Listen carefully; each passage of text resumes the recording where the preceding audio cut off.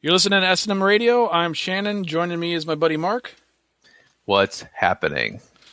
So this episode, we are taking a step back to our childhood, and we are visiting the last of what the two of us would consider the big three. And this episode, we are talking about Freddy Krueger in the 1984 horror movie, A Nightmare on Elm Street. What a classic film this is, and I cannot believe we kind of put Freddy behind like this and haven't even brought him up, I don't even think, in passing. Me and you would consider it the big three, I think. That would be Freddy Krueger, Michael Myers, Jason Voorhees. I agree with you, your assessment there on the big three.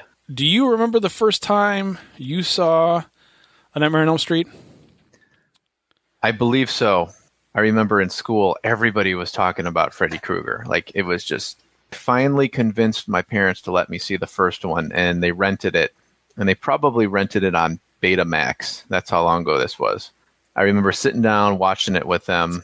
I was blown away. I thought it became one of my favorite horror movies right after that. I remember the first time that I saw this movie. I don't remember how old I was. I don't remember if I was like in 5th grade or 6th grade. Our babysitter lived like 2 houses down from me. And so my parents would a lot of times go do whatever they were doing.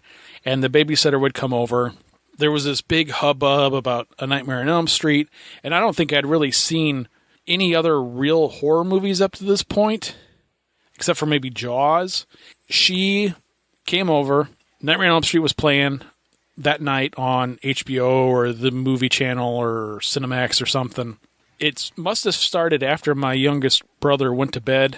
I conned her into letting us turn it on, and so we turned it on, and I remember when we turned it on, it was late. I do remember vividly seeing the scene when the Heather character and the blonde girl are having the sleepover, and Johnny Depp's character is there, and then they hear a noise outside, and they go out into the backyard, and the jackass boyfriend has his little 3-prong gardening tool and is trying to scare him in the backyard, and then he tackles Johnny Depp. Oh, yeah. I still vividly remember seeing that scene when I was a kid. That's the only thing I remember about that first time I saw it, because I think probably after that scene, I probably ran screaming into the other room. On the flip side of that, though, the other day, I showed this movie to my youngest daughter. We made it through the whole movie. She didn't even as much as flinch during the entire movie. And then when it got over, I was like, oh, so what'd you think? And she was like, eh. Freddy seemed gory back then, but now when you watch it, yeah, it's pretty tame. Character Freddy was a lot different than the other two slashers characters that we were talking about earlier, Michael Myers, Jason Voorhees. Those guys were basically, well, Michael was kind of a phantom, like a nondescript shape, as they called him, and they put the mask on him, and he just kind of didn't talk, just kind of walked and did his thing. Jason was kind of like kind of the same thing, the no talking masked killer. He's a little bit more brutal, a little bit more rough and kind of burly than Michael Myers, you could say, but very similar. Now with Freddy, they decided to go away with the mask. Took no mask here, just he's got the burn scars. But now this character talks. He's kind of sinister, and he's kind of he's a very sinister joke telling. He like enjoys scaring you, and he enjoys to kind of feed on the fear of his victims. Whereas we didn't get that with the other two. So that was kind of a different take on slashers. One of the things that I had heard Wes Craven say in interviews before was that Freddy wasn't really supposed to be a comedic character at all. Right. He was supposed to be very serious and stuff. Even if you watch it now, there's still a lot of the one-liners in the first one. Yeah. Not nearly as bad as what they came to be in some of the follow-up movies, of course. One of the other interesting things that I know with the Freddy character is that he based this character off of like a person that he saw one night when he was like looking out of his window out in the street, and there was like some guy standing out by a light pole. Yes. And like he was having trouble sleeping or something. Yeah, it was that story. I love that story. He was just a little kid at the time, alone in this apartment that he lived in, and he looks out the window, and there's this guy in a fedora. It was like a kind of like the town hobo, and he's walking there, and he like looks out looks right at him, and then so he closes the curtains real quick. This is Wes Craven as a young child. And then when he slowly opens the curtains back up and looks out at this guy, and the guy's kind of facing the way, and then all of a sudden he kind of turns around and looks at the guy. And Wes Craven says that basically he knew that this guy enjoyed scaring children. Like he had something about him enjoyed that he did that. And so at that point, that's I think probably where the whole child thing came as part of the story influence. But yeah, that was a creepy story. I always like to hear how a lot of these characters originate from. Another interesting thing about A Nightmare on Elm Street is the casting of Robert Englund at the time. Robert Englund played a character on the TV show V before this was made. His character on that show was kind of a nerdy, like alien type character. I mean, he was an alien, but he was kind of like a nerdy type character.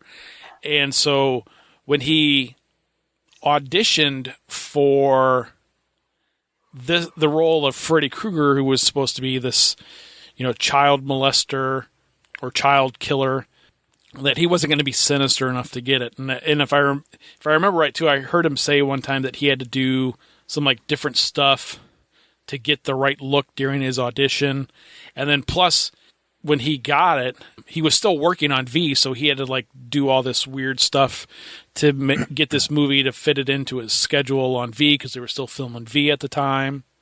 If this movie was made now, like the remake was made now, and V was like a new show on TV, and Robert Englund was cast as the character of Freddy Krueger, it would be as bad as Heath Ledger being cast as the Joker, or more recently Ben Affleck being cast as Batman. The internet would just blow up over it. Oh yeah, that's funny because I actually remember watching V as a little kid. It must have been a big deal because I remember like all the kids in the neighborhood would all come in, we'd all be playing outside, and then V would be on, so we'd all run back home and watch it. I mean, we were like actually playing V. I mean, I remember literally taking leaves off of the trees, licking them and smacking them on my face and pretending like my skin was coming off and there was lizard skin underneath. So I like remember, so I knew that character because he was like the good guy of the movie. He was like the good alien. Yeah. And like, I remember my dad telling me, oh, that's who Freddy, after Freddy was kind of making his thing, like, hey, that was the guy from V, blah, blah, blah. And I'm like, oh, yeah, okay, I can see that. I thought he did a great job as Freddy. I thought, he was just sinister enough. Now, obviously, he's just, every time you think of Freddy, you think Robert Englund. I thought he did a great job. The voice, his movements. I liked that he was just kind of like a regular sized guy, and it just made it creepier. One of the things with him being who he is, small guy playing this killer, and one of the signature things with Freddy is when he walked, he kind of slouched to the right a little bit or hunched over a little bit just to the right side. Is that clawed glove that he wore was made out of metal, so it was heavy, and it would actually pull him over to the side a little bit. Really? Wow. And okay. They made that into that ended up becoming part of the signature Freddy. That glove was such a cool idea too. That was so unique, and I remember that was that's the first scene in the movie where he makes the glove, and you see this guy taking these blades, sharpening them up, pounding on the metal, and then attaching it to this old work glove. And it was such a cool idea. And I read somewhere or saw something with Wes Craven talking about how he came up with it because he was looking for the most primal weapon and the most feared thing, and what he came up with was the claw, like an animal's claw, and how primitive man must have been so terrified of that. And, he just kind of gave him that. And, it's just such a, that's just like a, creepy idea. This guy creating his own knived glove. So I think, that and the fedora, putting that on him, and also the red and green sweatshirt. There was something about that too, that Wes Craven, the reason why he chose that, it had something to do with red and green being these colors that were difficult for people to discern, like to see, like when put together. And he had the whole idea mapped out of how he wanted this guy to look. And yeah, he was a very unique character because, we had, like, again, Jason and Michael Myers, who were just basically wearing, just work clothes and then a mask over their face. So it was kind of a whole different, more character, more unique elements to this character than what we were previously familiar with other horror movies. The movie starts off with Freddy making his glove. The first victim of the movie, which doesn't get killed right away, is Tina. She has this nightmare where she's walking in through a boiler room and she's being stalked by Freddy, who is this burned up guy.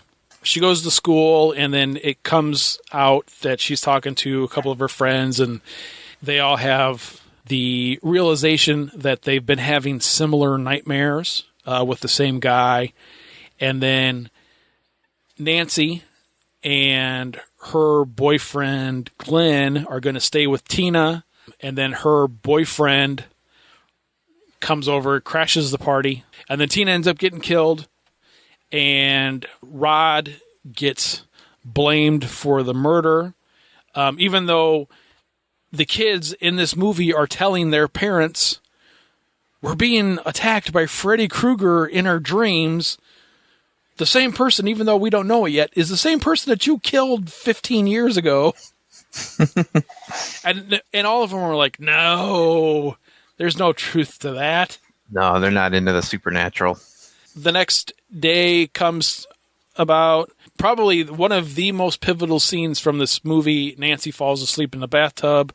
You have the claws that come up between her legs. Freddy pulls her down into the water, but she somehow escapes Freddy.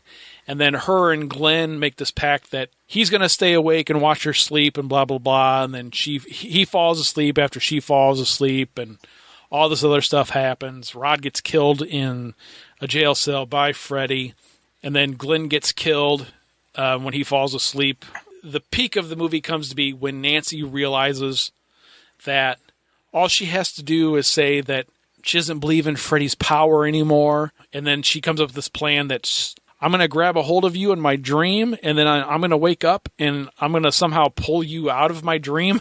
The ending was very confusing. It seemed like they were really rushed when they put the ending together, with the mom dying in the bed and like kind of like disappearing into the bed, like her corpse.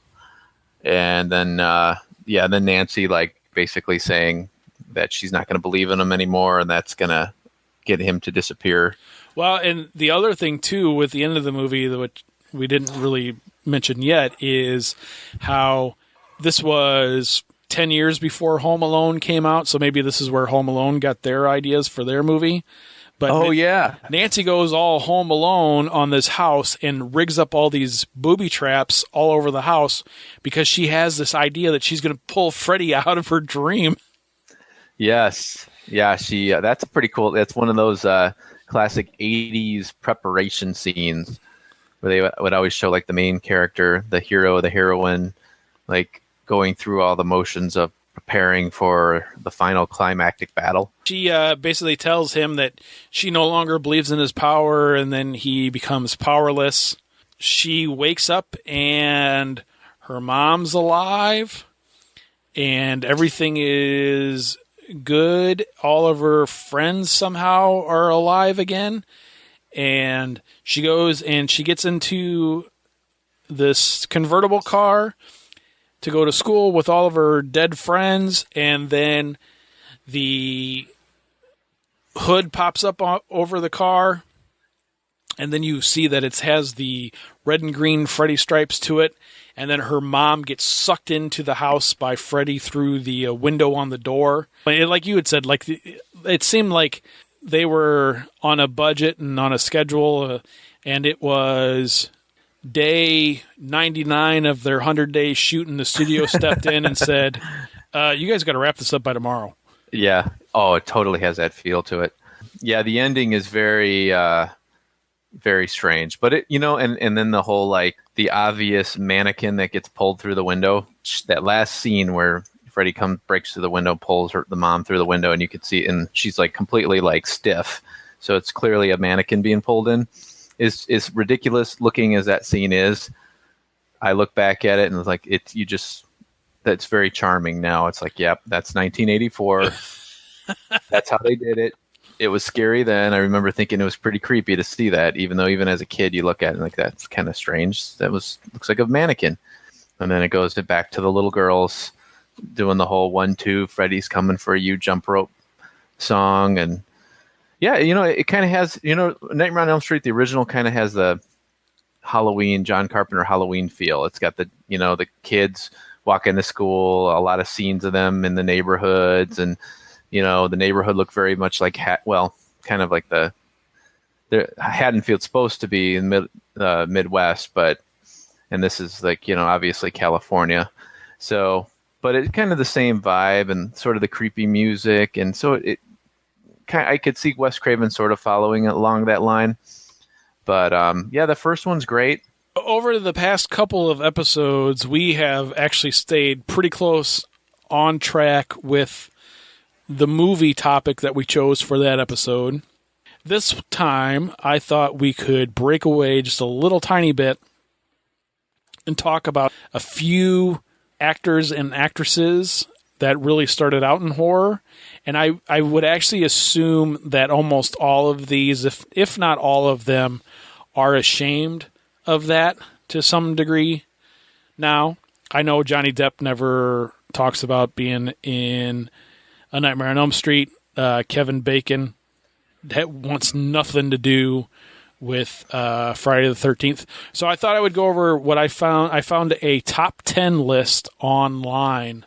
So number 10 is Jennifer Aniston in Leprechaun. Oh, yeah, okay. Forgot about that. That was actually one of the ones. I knew that she was in that movie, like, when Friends came out. I was like, hey, that's the girl from Leprechaun. That's probably her best movie, thinking about it. Number 9, which this is a surprise to me. I didn't know this one. Number 9 is George Clooney in Return to Horror High. Ah, okay. I don't even know what that movie is. Never even heard of that movie. I think he was in Attack of the Killer Tomatoes, too. But I guess that's not really a horror movie. Well, and it could have been. I don't know if the other one came out before that, because I think this is supposed to be like actors' like first movies that were horror films. Oh, okay, gotcha. This one, I think we've talked about this one before, maybe not. But Renee Zellweger and Matthew McConaughey in Texas Chainsaw Massacre. Oh, I would want to forget those two. The Next Generation. Oh, yuck.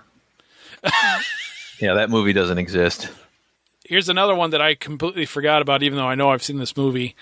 And this would be one of those things. I haven't seen this movie since I think I was like in 7th grade. So if I watched it now, I'd be like, oh, hey, it's that dude from Lord of the Rings. And it's Viggo Mortensen in Leatherface, Texas Chainsaw Massacre 3. Oh, yeah. Forgot about that. That was, just recently heard about that again. Yeah, that's another crappy movie. Remember, these aren't all good movies. Number 6 is Kevin Bacon in Friday the 13th. He should be proud of that. Which I don't think he is. I don't think he's ever come out and like talked about it openly. I'm assuming that anytime he does any interview or anything, that's probably on the list of banned questions from the interview. Right. Like we were talking when we talked about Friday the 13th, a couple of episodes this year. There's this book called Crystal Lake Memories or Memories of Crystal Lake, and then there's like this gigantic documentary that goes along with the book, like a 7-hour documentary thing. It's ridiculous. they interview all these different people from all the different movies. I would have assumed that they would have had Kevin Bacon be part of that, and he wasn't. Of course. So number 5, this is one that I completely forgot about. Leonardo DiCaprio from Critters 3. Now this one, number 4 on this list, I couldn't actually tell you I know who this person is. I think this is the only one from the list who I actually don't know, so I don't know if I would consider this person a star. Chloe Moritz, who was in the remake of the Amityville Horror. She went on to be like the kid like in Kick-Ass, and she was like in Diary of a Wimpy Kid, I guess, or something. I have no idea who it is. Number 3, and this one, I did know this one. I completely forgot about it until I was reading through this list. But number 3 is Jim Carrey from Once Bitten. Oh, yeah. Which I don't know if I would actually consider that a horror movie. Yeah, that's more horror comedy. That's actually not a bad movie. We should do early 80s or mid 80s or whatever 80s vampire comedy flicks. We'd have to throw Fright Night into that mix. Oh, yeah. We have to toss Fright Night in there. My Best Friend is a Vampire. Once Bitten. Oh, yeah. So here is the absolute shocker of this list to me. And that is, number 2 is Tom Hanks from He Knows You're Alone. I've never heard of that movie. Okay. You know, and I actually thought that Tom Hanks always got his start on Bosom Buddies. I didn't realize he was in a movie before that. He Knows You're Alone. I remember seeing the cover art for that in the old 80s video, mom and pop video store we used to go to, but I never saw it. And then number 1, of course, is Johnny Depp from A Nightmare on Elm Street. Yeah. Does he really bash it? I don't know if he does or not. I've never heard him not say anything against it, but I don't think I've ever heard him say anything against it. I know that there's a couple of Nightmare on Elm Street documentaries out there, and so I don't know if he's ever taken part in anything for them. Johnny Depp and Corey Feldman need to get to be in Freddy vs. Jason Part 2. I think that would be really cool. Johnny Depp will come back as the ghost of Glenn, and he'll be fighting Freddy in like Dream World, and Corey Feldman will come back as Tommy Jarvis fighting Jason. I think that would be a great movie. I believe that the Nightmare on Elm Street movies are responsible for Patricia Arquette's career as well. I think she was A Nightmare on Elm Street 3 was her first movie that she was ever in. Yeah, I think you're right. And I know also that the Nightmare on Elm Street movies also helped start up New Line Cinema.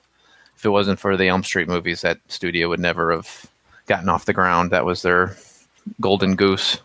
We will be back in a couple of weeks with another episode covering something. And then the second episode that will come out in August will be a little bit different than episodes we've done in the past. Me and Mark are going to Flashback Weekend in Chicago on August 8th. We're planning on recording an episode after the fact to talk about our experiences.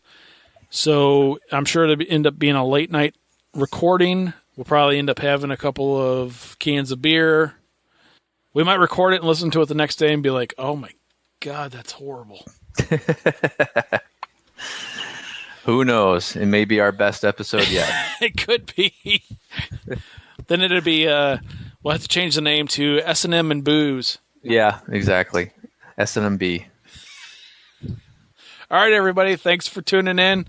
We'll catch you next time. See you later.